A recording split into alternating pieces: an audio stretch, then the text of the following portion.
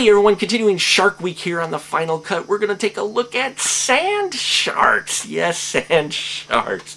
The story of a small island town that's running on the verge of bankruptcy and needs economic help. Well, when one guy who comes up with some, real convoluted plans, comes up with an idea to hold a bash at the beach and promote it and get a whole bunch of spring breakers out to their beach, it's going to bring in revenue to the town. Even though it's him, which they don't trust, they decide to execute this plan because it's too good of an idea to pass up. Well, their idea is complicated by the fact that their beach, not their waters, are infested with sharks. Yes, folks, we have prehistoric sharks that swim in the sand.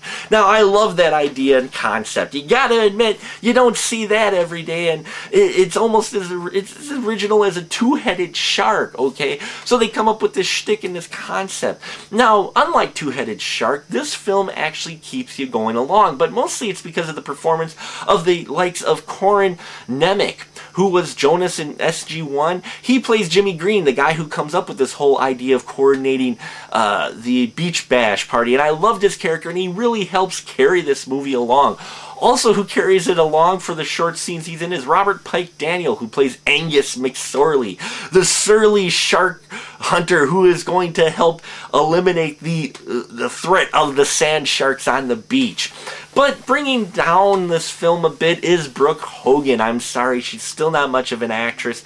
And the fact they cast her in the scientist role just was beyond, like, whose idea was this, okay, to make her seem like the scientist type, because she definitely did not pull it off, which, kind of pulled this film down a little bit, if that's possible, okay?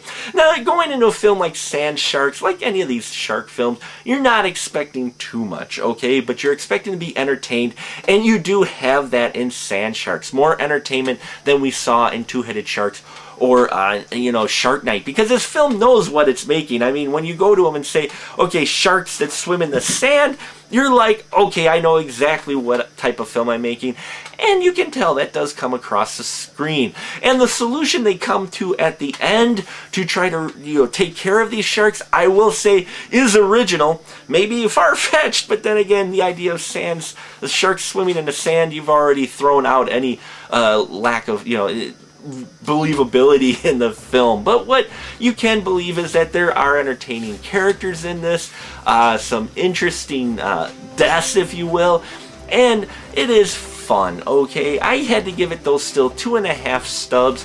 Could have been better.